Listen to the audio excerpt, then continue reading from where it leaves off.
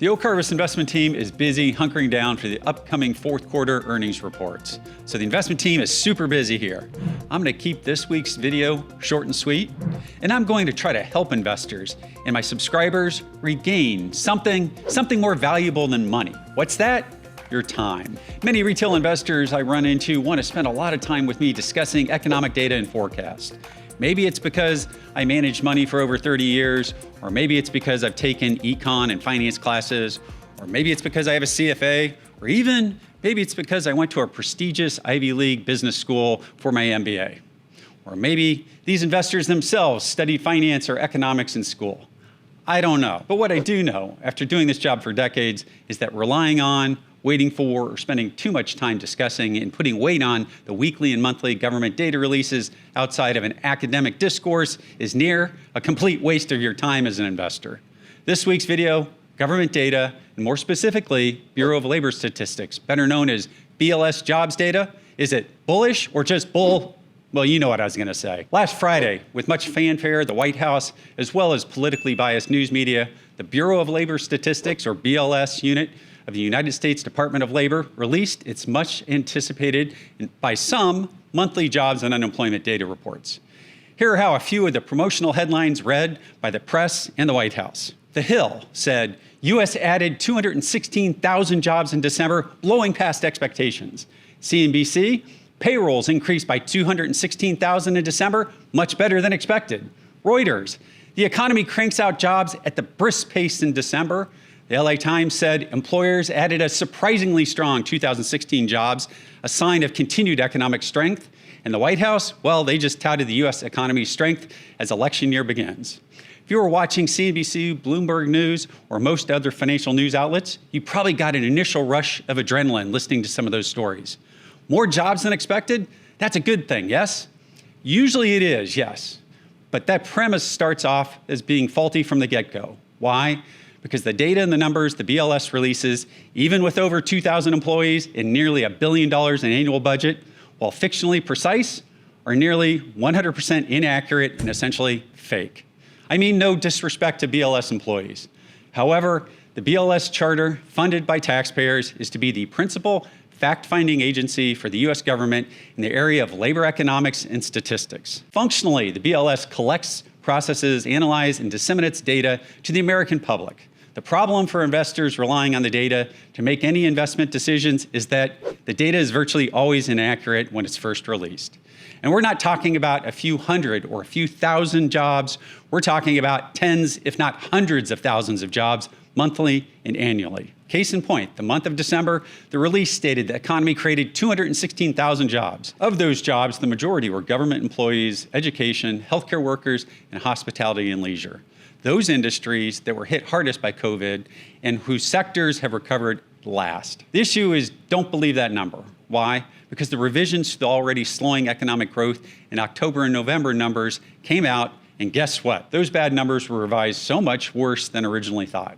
Out of the roughly 350,000 jobs the BLS reported that were created a combined October and November period, we lost 70,000 of them, or about 20%. Yes, the BLS numbers of only 4 to 8 weeks ago were revised down by over 20%. Only in economics could someone hand wave that level of air away.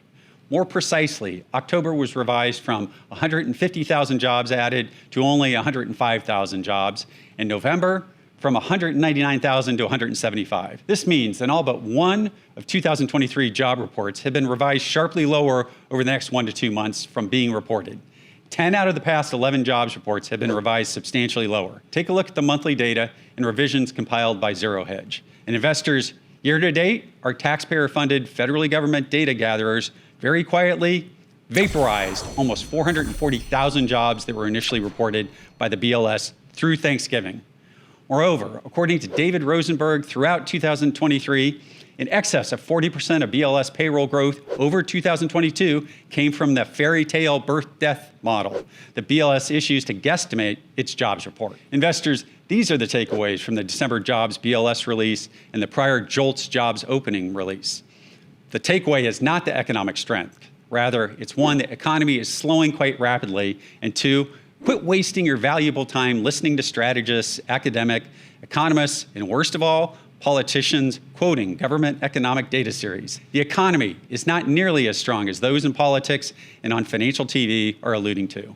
In fact, according to the BLS, an economy actually lost minus 33,000 temporary workers in December at the height of the seasonal shopping period. Does that sound like a strong economy to you? It doesn't to me.